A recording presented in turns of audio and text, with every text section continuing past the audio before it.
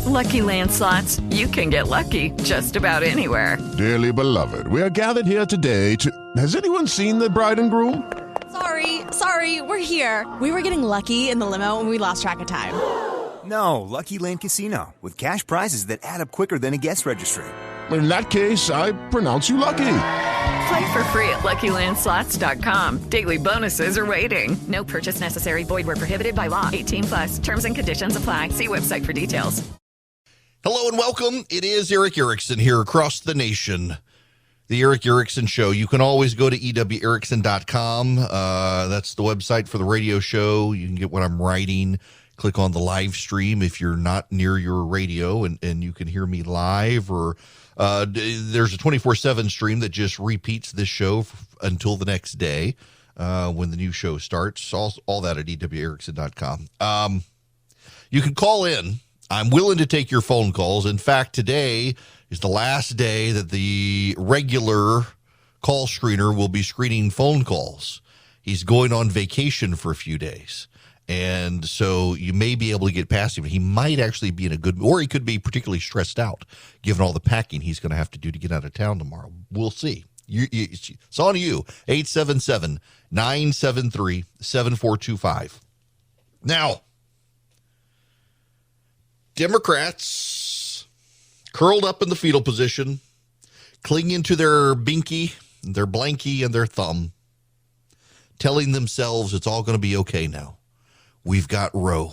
We've got voter anger. We can get people to the polls. There's a problem.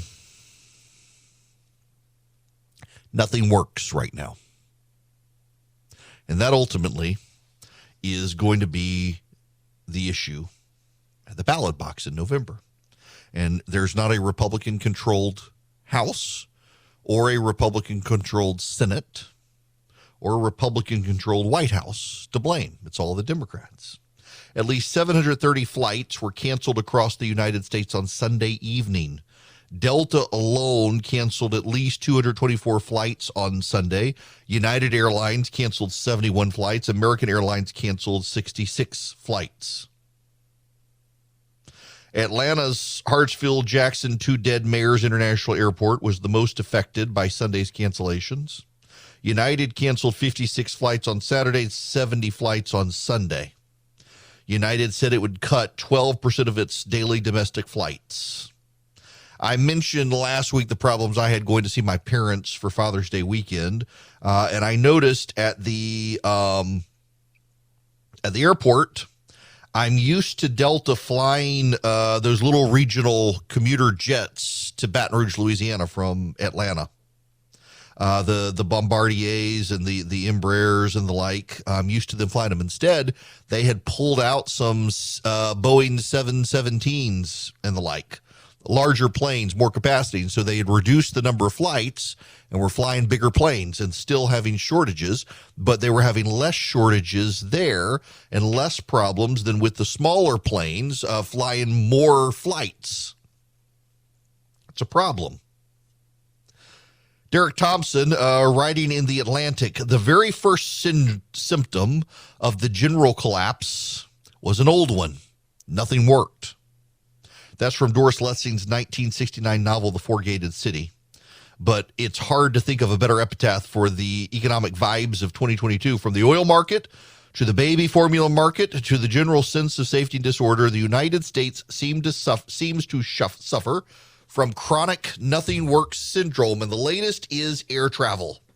Security lines are getting brutally long. Cancellations and delays are spiking. The major carriers, JetBlue, American, and Delta, canceled nearly 10% of their flights last weekend, in addition to what just happened this current weekend.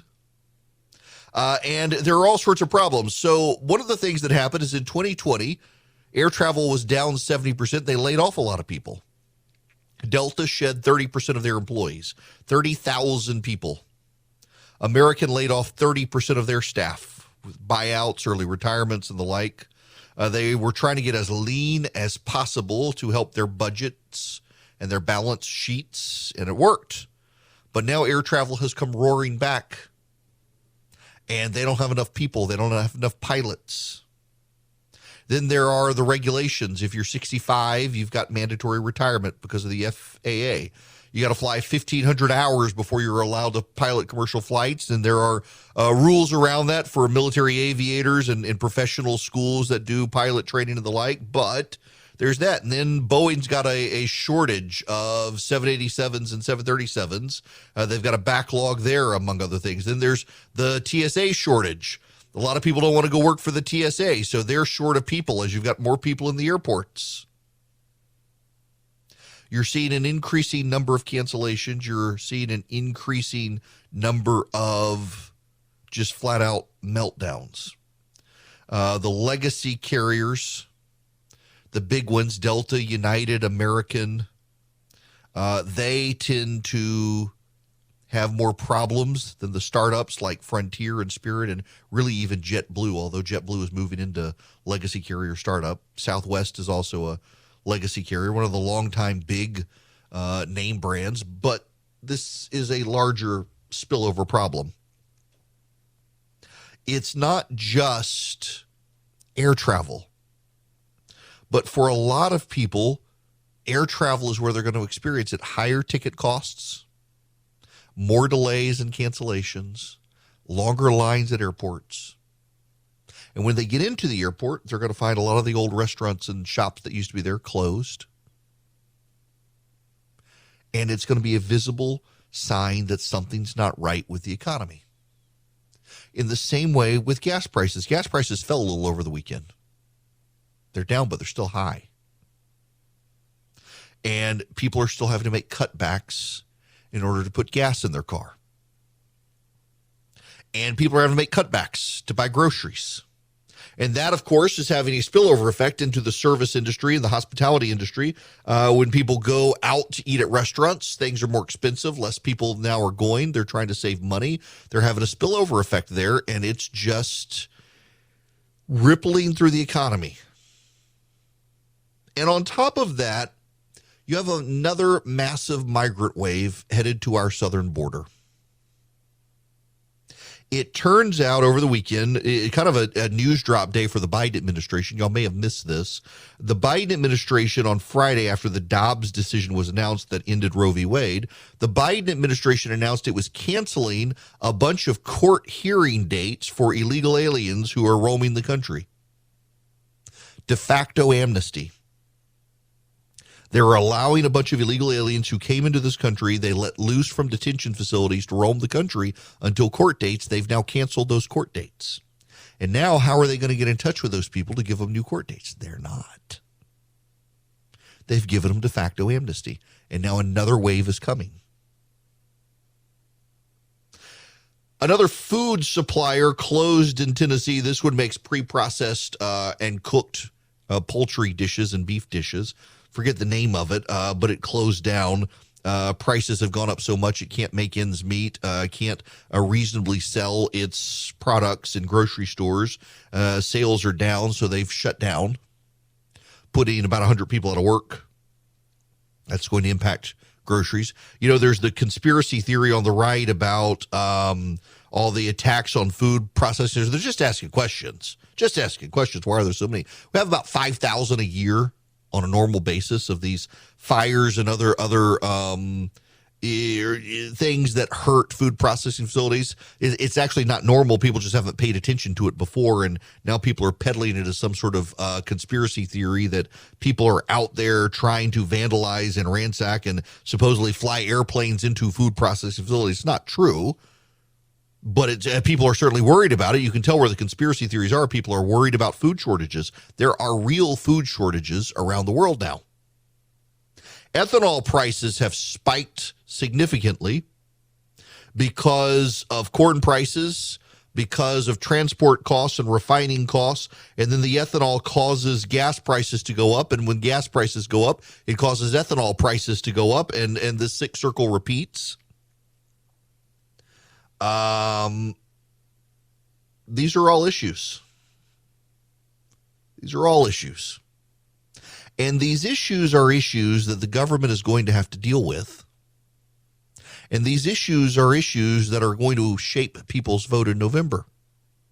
Democrats are so focused on the abortion situation. Some of the people who wanted to go to Washington and protest, their flights got canceled. They may still be fired up about abortion in November, but people aren't going to be talking about it outside of the media. People are still going to be talking about gas prices and food prices, the general economic malaise in the country, the stock market, what's happening to their 401k. And they're not going to see Republicans in charge of any of those things. I have a hard time believing that the Dobbs case, Roe v. Wade, is going to fire up as many people as the Democrats say it is, outside of the number of Democrats who are already going to be fired up about January 6th or you name it. There's going to fire up some at the margins. But I don't think it's going to fire up significantly enough people. Again, the polling suggests overwhelmingly that people in this country, outside of the hardcore Democratic base, are far more concerned about crime, immigration, and the economy than they are about this. And it's not going to change because things continue to keep getting bad, noticeably so as people venture further and further from home. That sort of stuff matters. Now, I want to squeeze in a phone call here before I go to break. Claudia, I want to go to you first. Welcome to the program. Hi, and thank you so much. I really respect your opinion. I don't agree with you most of the time, but I respect you. So one of my girlfriends had an abortion the same time I was pregnant with my daughter, who's now 23, and she regrets it every single day. Every time my daughter completes a milestone like high school or college or now getting ready to get married. So my question to you is, how do we deal with women who don't have the support of their family or friends, don't have the money, the guys ran off somewhere, and they make the choice of having to have an abortion because they don't have the financial help? I would like to physically start some type of program so there's a wraparound service so they don't have to make that costly decision that will affect their life. You know, so I'm glad you asked this question. And don't hear me. I'm not insulting you here. Please don't hear that. I'm not surprised you don't know because the media covers this so disparagingly. There actually are in every state, here in Georgia in particular, there are at least 100 pro-life pregnancy centers where women can go. They get their entire medical care while they're pregnant for free. They get cribs and diapers for free. They get planning on how to be a parent for free. They get continuous doctor care for free. They get a support network of churches and local businesses willing to help them for free. You get a massive amount of this stuff. What's that? What it's called, pro-life? Is that no? What's It's the just name? typically it's called a crisis pregnancy center. Okay. And there are a ton of them, and the media treats them as sinister organizations. But like I support one, my wife and I support one in Middle Georgia, and a woman who finds out she's pregnant can go.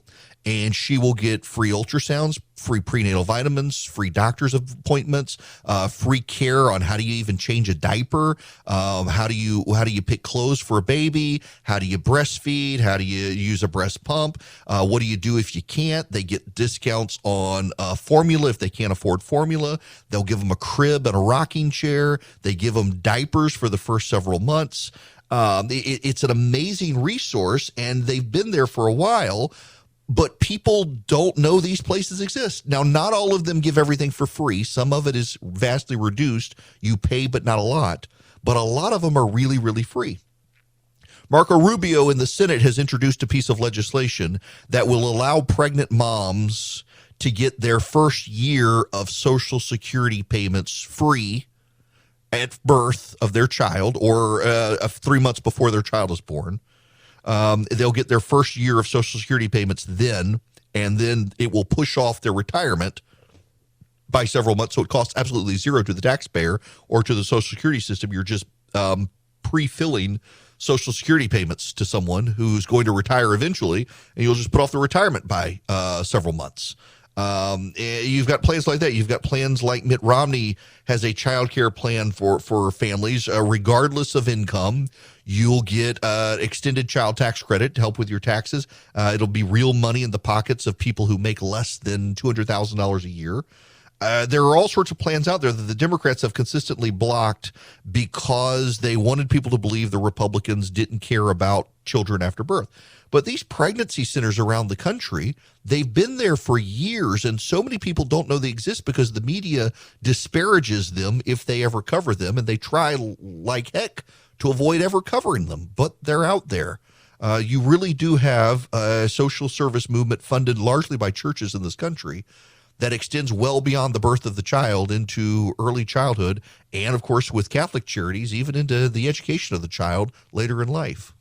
There are a lot of options out there. If you're a self-starter and you want to invest on your own, it can be really confusing. I'm delighted to tell you about SoFi because that's who I use, and now I've got them as an advertiser. If you're a SoFi user, you get all sorts of options, great research. You get the ability to invest in stocks, EFTs, crypto, plan out your retirement. More importantly, you got people you can call on. I mean, for example, I can use SoFi to buy stocks and EFTs and do the deep dive research if I need to and get complimentary financial planners ready to help answer questions. You can too, whether you're stuck on where to start or need help deciding what to do next. You can even save for retirement with traditional Roth and SEP IRAs. They have so many options. If you're into crypto, they've got 30 available coins: Bitcoin, Ethereum, Cardano, Solana, Dogecoin, and so much more. But more importantly, they've got the #1 ranked automated investment tool, their robo-advisor. It takes the stress out of building and managing a diversified portfolio without having to pay a bunch of experts to do it. I really like SoFi. Y'all, I've tried, you name it, and I probably tried it, and I settled on SoFi and think you will like it as well. Cut through the jargon, make investing easier with SoFi. Visit SoFi.com/Eric to learn how you can win up to $1,000 in stock when you open an account. That's SoFi.com/Eric. Brokerage and active investing products offered through SoFi Securities LLC, member FINRA SIPC. My goodness, I'm watching a video happened overnight here in Aqaba in Jordan. A crane dropped a tank with poisonous gas. The poisonous gas exploded out of the tank. At least 10 people are dead, 251 people injured. You just see this yellow cloud spread out across the landscape. People trapped in the cloud. You can see several of them no longer moving as the cloud subsides. My goodness gracious. Awful, awful tragedy that has happened in Jordan. Explosion of poisonous gas there. Accidental. The crane broke and dropped the tank. By the way, maybe we'll put that video in the show notes tomorrow. One of the videos that's in the show notes today, completely unrelated to that, is the fight that broke out. Clearly, the teams were confused. They thought they were in the Stanley Cup playing hockey. They were actually on the baseball field. It was just this massive brawl. Goodness gracious. It was bench clearing. What is that? That's the Angels. And who are they playing? Seattle. And it's just this massive, just bench clearing, like real fight, bro, like real fight. Nobody on the sidelines dancing. I mean, they're storming across, beating the hell out of each other. That video is in show notes. If you subscribe, you see it. If you text the word show to 33777, you get the podcast link. You can get the live stream link. You can also at the bottom get the show notes. Only paid subscribers get the daily show notes. All the stuff I talk about, all the links to the Roy Texera stuff, the polling, all of that is in the show notes, but you got to be a subscriber to get it. I don't have time to do phone. If those of you who are on phones, if you will be patient with me, I'll get to your phone call when we come back out of the gate. 877-973-7425. Holy cow, I'm just watching the video from this fight. I mean, they're really like flipping over into the dugout, beating each other up. Goodness gracious. The other thing I want you to know that's also in the show notes email is the polling. YouGov polling. I want to read for you the actual list of the polling. This is from the weekend. So the Dobbs decision has come out. What you need to know about this sort of polling as well is that I take that back. The Friday was the last day of the poll. But what you need to understand about this is that these sorts of polls tend to favor Democratic voters. Let me read you. 80% of voters say the economy matters. 82% say inflation matters. 57% say gun policy matters. 58% say crime matters. 45% say immigration matters.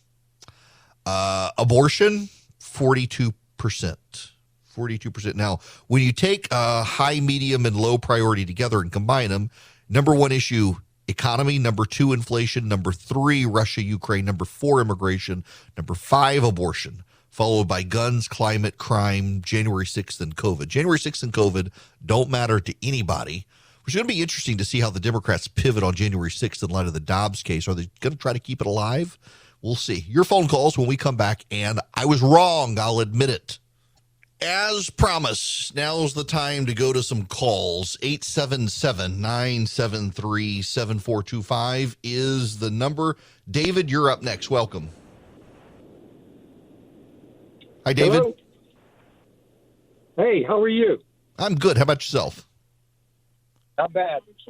My question for you, sir, is I'm a general contractor in the Atlanta area, and in our workforce is probably 99% Hispanic.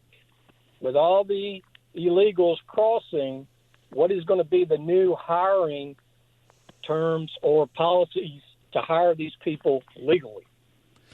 Oh, that's going to be interesting because if they're illegal, you technically can't hire them. So what are they going to do? I mean, what's going to happen undoubtedly is you're going to find them either working on farms or in homes as day laborers, doing it that way. That they may be able to apply for some of the programs the government has where they can get work numbers. There's going to be a lot of document forgery along the way. It's going to become a problem. I mean, again, if you're just tuning in, the Biden administration, one of the things they have done is they have canceled hearings for the illegal immigrants who came across the border and they let loose. They've now canceled hearings for them, giving them essentially de facto amnesty. They don't know where they are now. They cancel their court appearances and they don't have to keep track of them. That's going to be a problem. Delaney, am I pronouncing your name right? It's Delane, Eric. Delane, welcome. Thank you. Eric, I'm calling to discuss your thoughts on the June 25th article from Fox News that two University of Georgia professors provided the map of the pregnancy centers that, and our family also supports one. So thank you for supporting the one you support. Look, yes, two pro-abortion professors at the University of Georgia created a map of the pregnancy centers around the nation. They're pejoratively referred to as anti-abortion centers by a lot of pro-abortion activists. And this map is being used to facilitate a terror campaign against these pregnancy centers. Overnight, another one was attacked in Colorado. It was vandalized and firebombed. There have been about 4 of them firebombed in the last 2 weeks, more than a dozen vandalized. This map is being used. Now, listen, these professors have the right to publish the map. And frankly, even for pro-lifers, a map is useful to show how many there are. That they publish the map and the data is separate from the map and data being used for foul play by progressive activists. What is notable, however, is that their map is being used and they've refused to take it down. But at this point, someone's just going to copy the data and put it back. What's notable, though, is how the federal government is doing very little about this to stop the attacks. That, frankly, is the big notable thing here, that these attacks are happening and so many members of the media are giving them a pass. In fact, Bloomberg News today has another disparaging article on pro-life pregnancy centers. They're trying to make them sound very sinister. That, for example, if a teenager is Googling for pregnancy centers, so the pregnancy center, if they click through to the pregnancy centers, captures the data, just like everybody else does on the internet. But somehow it's sinister when it happens there. They have no interest in being truthful about them. I want to have a heart-to-heart. You know, in 2016, I didn't support Donald Trump. I didn't vote for him. Didn't vote for Hillary Clinton. I was told by not voting for Trump, I was voting for Hillary. Well, actually, he won without my support. And I'm glad I was wrong. And I've said that before, but I think in light of the Dobbs decision, it needs to be said again that we would not have gotten the Dobbs decision but for Donald Trump beating Hillary Clinton. And I was not a part of that. And make no claim to having been a part of that. I wound up supporting him because he proved me wrong. On a lot of issues, he allowed the conservative movement to lead him instead of him leading the conservative movement. And it was the conservative movement that picked Kavanaugh and Barrett and Gorsuch, and Donald Trump went along with it. It was Leonard Leo of the Federalist Society who vetted these people, along with other pro-lifers in the movement. Ben Sass, in particular with Amy Coney Barrett, played a vital role in that. I'm glad I was wrong in 2016. My thinking in 2016 is that character counts, and I still believe that, and I still have fundamental problems with Donald Trump because of it. Character counts. And I think we set dangerous precedent when we put aside character. That doesn't mean I thought Hillary Clinton had better character. I didn't like either one of them. Where I was wrong in 2016 is I really assumed that people would go for Hillary Clinton and just didn't realize, like, I know I didn't like her, but I didn't realize everybody hated her. I mean, my gosh, I was talking to a buddy of mine, Andy, last night, was sitting on the front porch with me and said the moment he knew that Trump had a chance in 2016 was he was doing work in Philly during the Republican convention, and a bunch of these union guys, black and white, were saying they're voting for Trump. They hated Hillary so much. Look, good. I'm glad. I'm glad I was wrong. But, you know, because I was wrong, there were a couple of things. First, I just decided I would go third party. And in 2020, realized that it's always going to be a Republican or a Democrat. And at that point, given my choice between Donald Trump, who kept his promises and did a lot for the country, versus Joe Biden, I mean, Trump is obviously, you got to go with Trump. But also, beyond that, it forced me to exercise a little humility in how I see the world and politics. Having been in politics and the like, having missed 2016 so badly, it necessitated a level of recalibration. What did I get wrong and why did I get it wrong? And one of those things, obviously, was the level of antipathy for Hillary Clinton by so many people, but also Donald Trump's ability to bring into politics a lot of people who sat on the sidelines. Perhaps the most important thing 2016 taught me by being wrong was something I think many people on the left haven't figured out. I didn't jump to, in the same way in 2020, I didn't jump to stolen election. I didn't in 2016 think stolen election. Many of the very same people who think that 2020 was legit in 2016, they were the stolen election crowd. They thought Russia stole the election for Donald Trump. It was never true. Hillary Clinton was a terrible candidate, and saying Russia stole the election for Trump was an easy way for Democrats to avoid having to note that they nominated the least popular politician in probably American history to be their nominee. A stolen election is just too easy. And, you know, there are a lot of people who say now, well, you got 2016 wrong. How can we believe you about 2020? Well, because, you know, I actually did the work to put in time to understand what was going on, but I still know the basics of the law, the Constitution, and the way elections work, which is why I can say that 2020 wasn't stolen. And for the same reasons in 2016, I didn't get Hillary Clinton would be so unpopular she would lose. In 2020, a lot of Trump supporters, I think, didn't get how unpopular he had become with a lot of people who really did decide the election based on mean tweets. And now look at what happened. A lot of people who decided that they would prefer Joe Biden for some semblance of normalcy than Donald Trump's daily drama. Well, now they've gotten inflation and gas prices and supply chain issues and the like. I still got problems with Trump. Don't get me wrong. I endorsed him, supported him, had on his family on the show in the 2020 campaign, said I would vote for him. And then I still think a septuagenarian, he needs to step aside. If he ran again, he could legitimately only serve 4 more years when any other Republican on planet Earth could serve 8. And you're going to need 4 just to undo the damage of Biden, let alone reset. But in getting 2016 wrong, and this is the important point here, it forced me to sit down and say, how did I get it so wrong? I mean, I was convinced. The polling and everything, I was convinced. And here's what I came up with. I missed updated trends in American politics and the number of disaffected people who Donald Trump gave a voice to, who were willing to come into politics, who had sat on the sidelines, abused and betrayed by both political parties. I missed that, and I missed that everybody else hated Hillary Clinton as much as I did. And what I find in the conversations of the here and now is that while I did the work to try to figure out how I got it wrong, the media and the Democrats have never done that work. They have fallen back on stolen election 2016 stuff. They can't understand the same thing that I understood, that Donald Trump gave voice to a lot of people who felt marginalized by politics.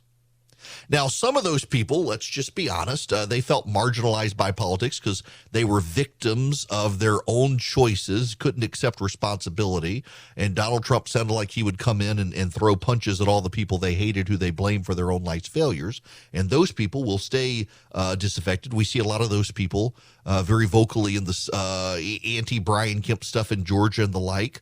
They're just very bitter people. And Donald Trump gave them a hammer with which to go after their enemies, and he's lost, and they want to just keep hammering everybody they don't like, as opposed to trying to find a way to work within the existence of the parties. It's interesting that Republicans, after 2020, overwhelmingly identified as the party of Trump, and now they actually identify overwhelmingly as the Republican Party, with Trump secondary to them. There's an evolution going on, and I missed it in 2016 and have tried to pay attention to it since then. And in paying attention to the trend lines, what I'm more aware of than anything is how the Democrats have not. The Democrats have not been able to evolve. The Democrats look at 2016 as an anomaly, as a fluke, and I actually wound up looking at it after it was over as a precursor, a harbinger of things to come, a realignment of American politics like we haven't seen before. And I don't know how it'll shake out. I don't know how the parties will line up. Within the Republican Party, the strong nuclear force is the thing that holds an atom together, holds the nucleus of an atom together. And the strong nuclear force for the Republican Party has been Roe v. Wade. And the Supreme Court snuffed out that strong nuclear force on Friday. So you can expect the Republican Party to fracture in a variety of ways, from big government conservative to small government conservative to populist to nationalist, you name it. The Democrats will be galvanized to some degree, but there are fractures even there they refuse to see. The shift of Hispanic voters to the right, the shift of young black men to the right. They don't own the suburbs. The suburbs were just rented by them, and the suburbs are shifting back to the right. And they're so convinced that everyone is as pro-abortion as they are. They think that the case will matter more than anything else, and the data shows it won't, but they can't interpret the data soundly.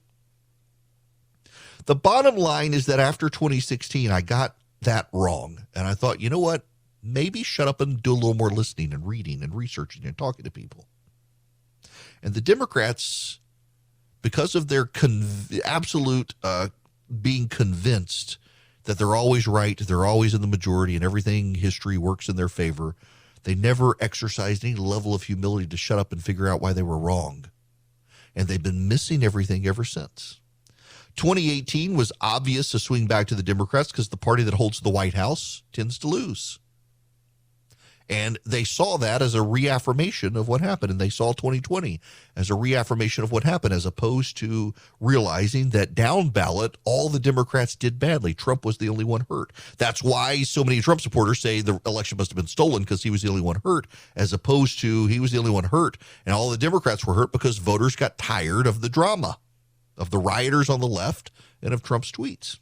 And that's why I think when 2022 comes and the Democrats are just adamant that abortion is going to win the day for them, are like, if you reassess, if you look, if you exercise some level of humility and just understand what you got wrong and try to understand why you got it wrong, what I think you will find is that the Democrats and the media are increasingly in such an impenetrable bubble, they've kind of lost the national pulse.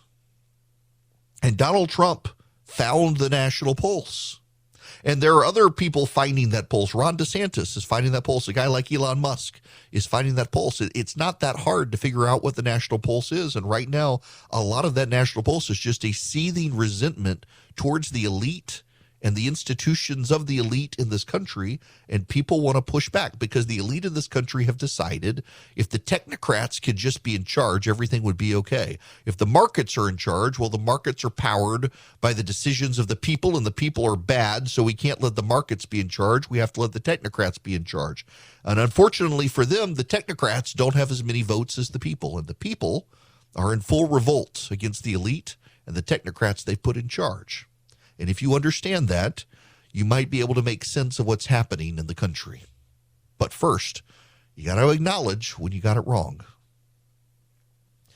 Now, this isn't an acknowledgement of something I've gotten wrong. It's just an acknowledgement of changed circumstances. For years, I was the only conservative radio show host who never wanted to tell you that maybe precious metals might be able to help you with your retirement. And it's because we weren't in the Jimmy Carter era economy. Suddenly, we're in an economy as bad or worse than Jimmy Carter's economy, and that's when precious metals really helped with IRAs, 401ks, so many retirement plans didn't even exist in the Carter economy that you've got now. You might want to spend some time with my friends at Goldco and see if physical gold and silver, not certificates of gold and silver, but actual gold and silver, can help you. Call 855-904-5933.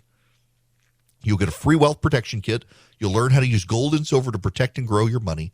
Thousands of retirees are protecting their retirement savings. Many are getting $10,000 or more in free silver for doing it.